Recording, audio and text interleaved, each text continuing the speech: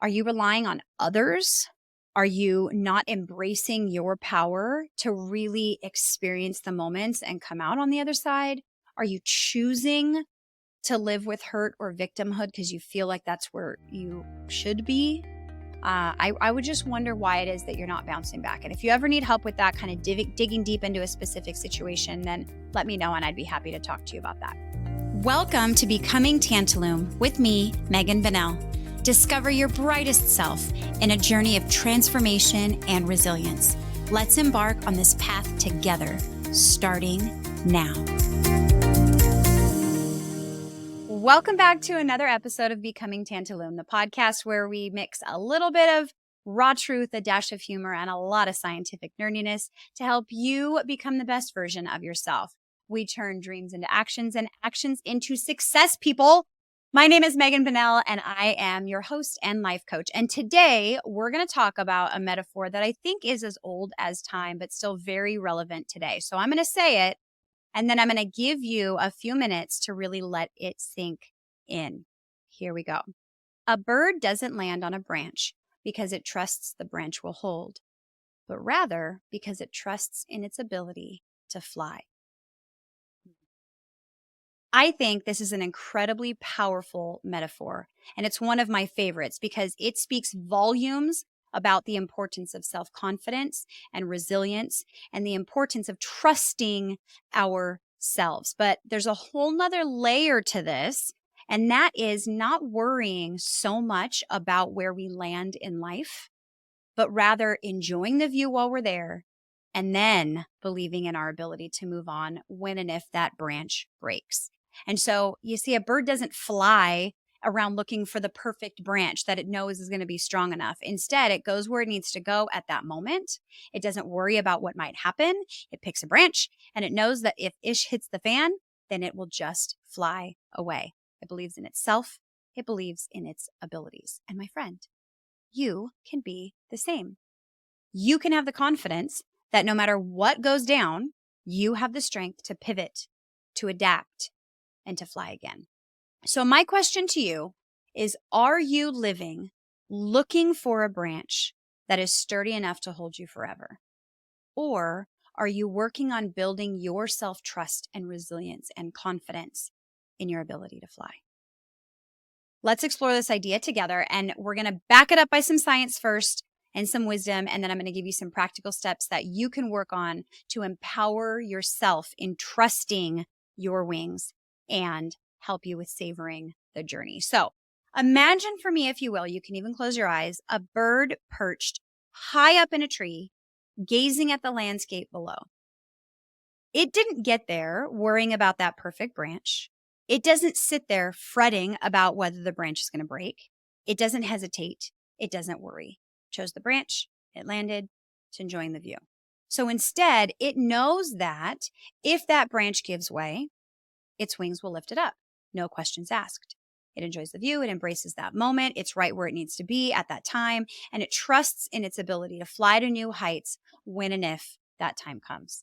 And that simple image of that bird, just picking one, living in that moment, knowing it can fly away at any time, is a profound lesson, I think, that we have about life, about self-trust, about resilience, about living in the presence and the joy we experience when we do that.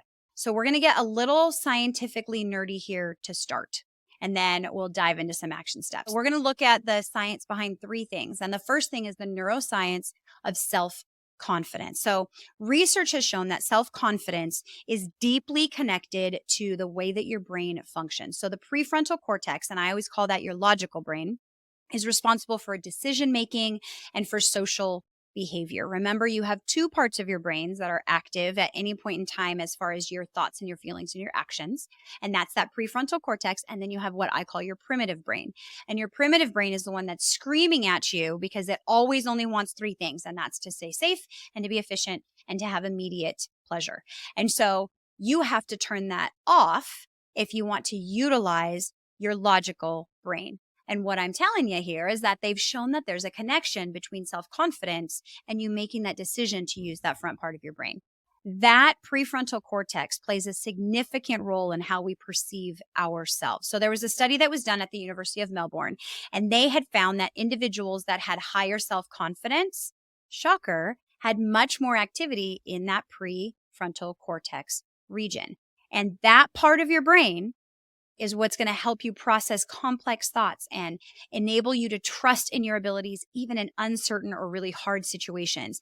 And that allows you to embrace those full on, enjoy the moments that you're in without stressing, like your primitive brain wants to do, about what might happen or potential failures. So if you haven't yet flipped that switch to using your prefrontal cortex instead of your primitive brain, imagine the freedom that you would experience if you had confidence in you.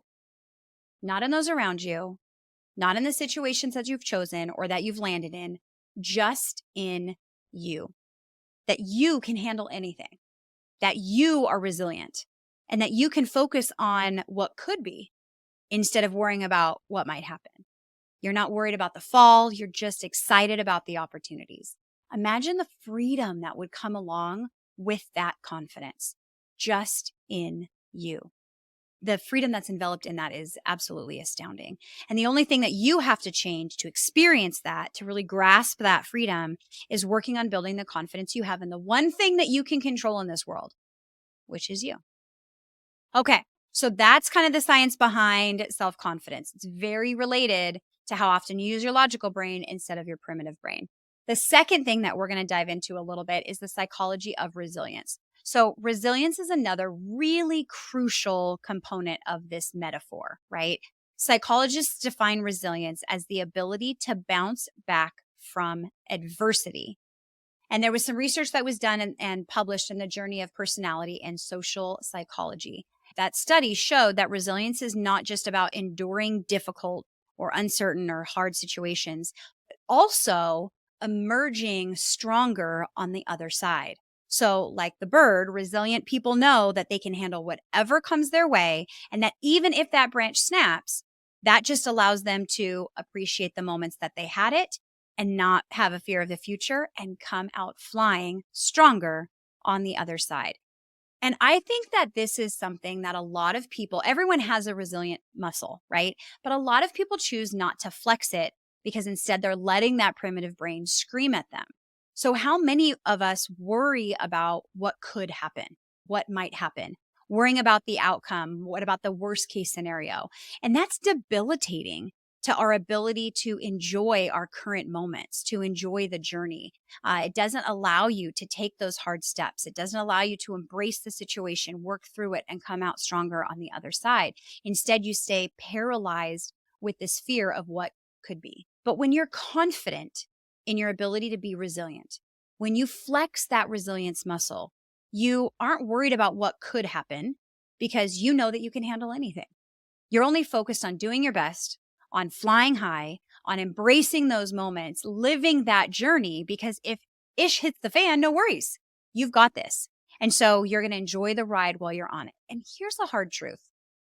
You're going to be on a roller coaster ride in life either way, right? So life is 50-50. I've talked about that a lot. There's going to be hard times. There's going to be great times. There's going to be uncertain times. There's going to be really clear times. There's going to be times that suck and you don't like how it feels and it's not amazing. And then there's going to be times that are amazing and you love how it feels and all is good.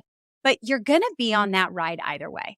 So do you want to be on that ride, like white knuckle bearing it, so nervous about each and every twist and turn and hill and whatever, and just waiting for it to be over and not enjoying any of those moments? Or do you want to love every twist and turn, embrace all of those hard times so that you can truly feel the joy in the good times and moving on to what's next when that ride ends? That choice is yours. And that's where resilience comes in, is really believing that you can do anything. You can endure anything and come out stronger on the other side. And that lets you live present instead of resisting it and trying to avoid it and not taking those risks that maybe have massive payoffs in the end. So self-confidence as well as resilience. And then the last one is the power of visualization and living in that moment. So visualization, a lot of you might think that's like a little bit frou-frou. But really, it's used by very successful people all over the world. It can be a really powerful tool to build your self-trust and to force you to live in the present. So there was a study published by the Journal of Sports Sciences. I love studying, by the way, like professional athletes and their mental capabilities and how they, work so hard so that they can get so good and have that endurance and have that drive. Like, it's my favorite. In this study, they talked about athletes who are visualizing their success at performing better. And the technique is called mental imagery. And that really enhances your self confidence by mentally rehearsing success, like before you get there. And that allows you to see yourself navigating life's challenges, or in their case, like a race or whatever, with ease and with grace. And it helps you stay present in those challenges, appreciating those moments while you're preparing for future possibilities, but not waiting until they're here, but enjoying those moments. And I feel like this rang so true recently as I've been following the Olympics.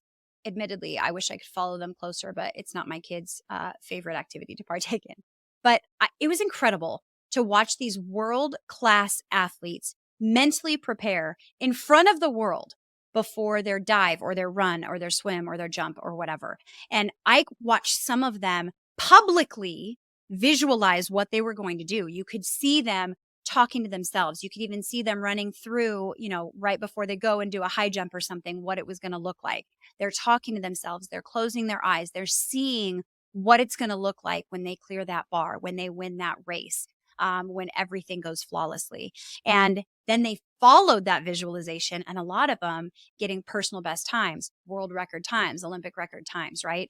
It's that power of visualization. It's immense in our ability to create the results that we want, seeing ourselves get there before we actually even start. And then the power of presence is even greater. So visualizing forces you to be back in that moment. What are you doing right now? Because how many of us are looking towards the future that we want, the goals that we want, and not living in these moments that we have right now on the path to get there? It's like we're pausing life and pausing joy and pausing whatever it is that we really want. And then we'll unpause that when we achieve what it is that we want. It'll be better when. It'll be different when. Like I'll be happy when. No, when we get there, then we look back and we realize that all that time we could have been embracing that journey, loving moments along the way, living while working toward our goal instead of pausing it and waiting to love life until we got there. And so visualization helps you with that, helps you to stay in that moment, stay present, feel that pride for yourself and feel that self-confidence. Watch all of this happen, living in that moment instead of waiting until that happens. And to be honest, I'm not really sure if a bird ever visualizes where they're going or how they're going to take off. I haven't really talked to a bird about that recently, but I can tell you that they absolutely have self-confidence in their ability to fly and incredibly resilient in the aspect of needing to change locations when necessary and 100% living in the moment. If that branch breaks, they're not worried about that ahead of time. They'll take care of it when they get there. And so living in that moment, that power of presence is really important. This is totally on a little tangent, but there's a term called bird brain, right? And that's like an insult to people saying that they're not very intelligent, which really, I think the size of a bird's brain has more to do with the size of their head than it does their intelligence. And actually studies have shown recently that birds are actually pretty intelligent. But in our case, I think that I would be proud to have somebody call me a bird brain. Because if what I could do is have so much confidence in myself and my ability to be resilient and my willingness to live in the moment and not worry about that branch breaking or ish hitting the fan, knowing that I could just fly away, I would take it. Like bird brain. I think we all should try to have a bird brain. Anyways, going back to the metaphor. The bird isn't trusting the branch. They're trusting their abilities. And I think that's an incredibly advisable path to take. So often we're reliant on our circumstances. We're counting on those around us. We need, quote unquote, those relationships that we're in, that we need that specific job that we're in. But all of those aspects in your life might be going well. But what if they fell apart? What then? Like the scary truth is that there's only one thing in life that you can control, and that's you. You could get fired tomorrow. You can lose your house, your spouse tomorrow. And so what then, right? Hardships are just a part of life, but what makes them survivable is your ability and willingness to be resilient, to embrace them, to come out stronger on the other side. If you're constantly worried about having the right job, the right relationship, the right whatever, then what you're doing is you're putting all of your hope in your circumstances and in other people instead of the confidence that you have in yourself. Now, I'm not saying just go out there willy-nilly and make poor choices. Obviously, you're going to make the best choices that you can at the moment, but you don't need to have a fear, paralyzing, debilitating worry that something's going to go wrong. You need to have the confidence that if it does, ain't no thing, that you've got this, that you'll figure it out.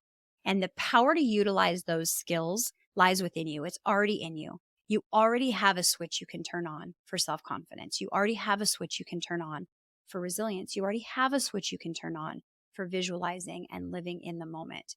Your world doesn't have to fall apart when the tapestry that it's built out of starts to unravel, right? You can have the confidence, the resilience, knowing that if that happens, right? So you know when that happens that it's okay, that you can bounce back, that you can come out stronger on the other side. And I'm not saying that all of this makes life easy. I'm not even saying that it makes every moment enjoyable, because can life be hard? For sure. Can it hurt? 100%. But can you experience all of that and then still choose to fly on the other side? 100%. You have the choice to not be concerned about the branch you land on. Make a good choice, obviously, but you don't have to make the only one choice. Make a good choice. And then have confidence in your ability to fly. So how do we get to that point where you too get to have a bird brain? I never thought I would say that. So here's some things that we can do. We're going to do 3 things. 1, working on building your self-trust bank. And if you don't have a lot of self-trust, if you don't have a lot of self-confidence, this is something that you actually need to work on. So here's what you can do. First, I want you to think of self-trust like a bank account. So every time you step out of your comfort zone and succeed, you make a deposit. Every time you make a promise or a commitment to yourself and you keep it, you're making a deposit. Every time you do something hard, unexpected, that comes up in your life and you work through it and you adapt, that's making a deposit. And so by starting with small achievable goals that you set, celebrating those victories, that helps to reinforce your confidence and build this reservoir, this bank account of self-trust. So here's something that you can do to build that up. For this week, write down 3 small achievable goals, super small, anything, and celebrate every single one of those victories. That's going to help reinforce your confidence in you and start small, but building that reservoir of trust in your abilities. And if you are beyond that, like maybe you have a little bit, but you don't have self-confidence for those big risks, then do that same concept on repeat, but with bigger and longer term goals and commitments. And soon you'll see that you can keep those, you can make those, you can embrace the things, all of it, and you'll see your self-trust increase. And the beautiful thing about that is when your self-trust increases, your self-confidence does as well. I might be defining this different than anybody else does. I don't know. I truly believe that self-confidence is just trusting yourself to be able to handle and feel anything. That's it. So life isn't easy. Sometimes things suck. But if you know that you're willing to feel and work through anything, just embracing that, getting through it, coming out stronger on the other side, that I think is self-confidence, because then there's nothing that you won't try. There's nothing that you won't do. There's nothing that's going to hold you back because you're confident in your ability to feel and try and experience anything. Okay, so that has to do with self-confidence. The second thing is your resilience. So obviously life is full of uncertainties, but that's where our resilience gets to shine. And so embracing challenges as opportunities to strengthen our wings is a much easier, I think, way to go through life than to avoid it in any way and not be able to bounce back. So every time you face a setback, remind yourself of your past triumphs and the resilience that you've built, right? It's just a muscle that you've been learning how to flex. So enjoy the view from where you are, embracing those moments, knowing that you can soar whenever you need to. If you struggle with resilience, I would suggest you could keep a resilience journal. So document your challenges, how you overcame them, and the lessons that you learned from them. Reviewing that journal will remind you that you have the ability to bounce back. You have the ability to experience things and come out stronger on the other side. And dig deep, because my friend, you're capable of experiencing and truly trying anything. And if you find yourself having a difficult time bouncing back, maybe even ask yourself why.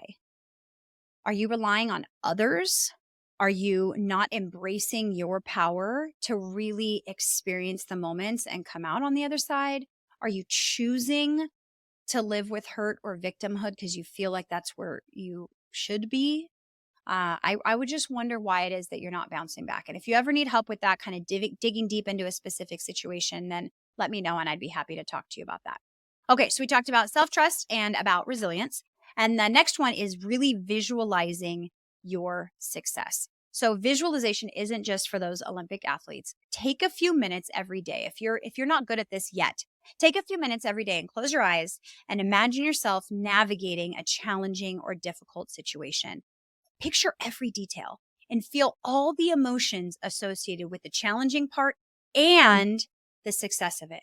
So watch yourself navigating it with ease and with grace. Feel all those feelings, visualize, hear in your own head, like, what are you going to say? What is it going to look like? What is it going to look like when you're successful? And then feel those emotions too. That mental rehearsal really strengthens your self-belief and helps you to stay present with what you have going on then, appreciating that view from your current porch, or perch, if you will.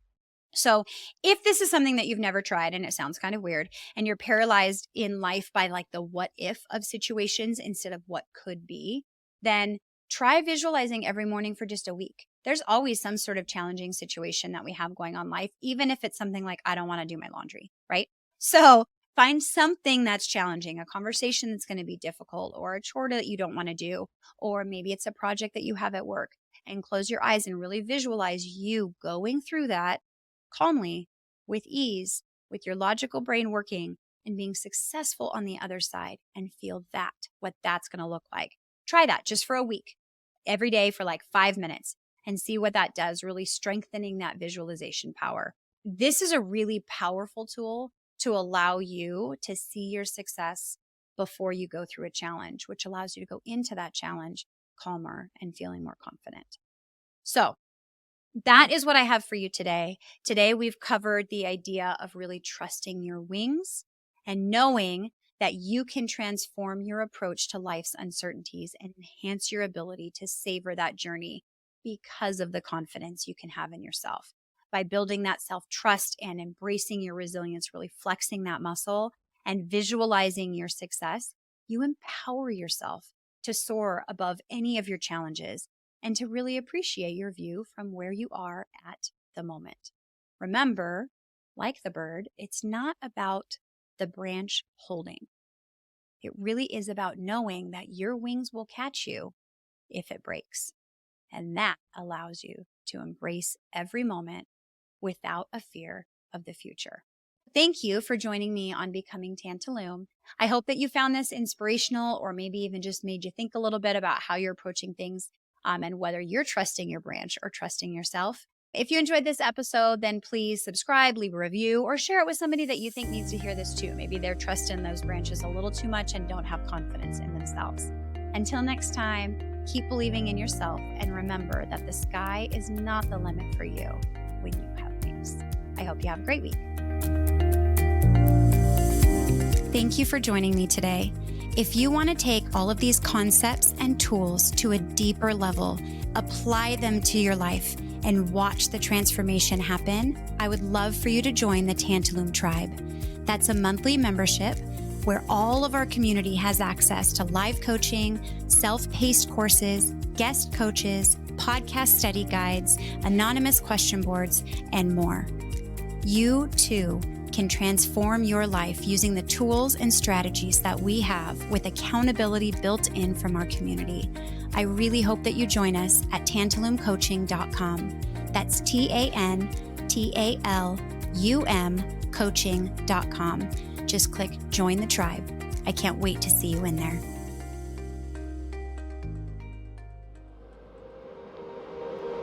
an Ironic Media production. Visit us at ironickmedia.com.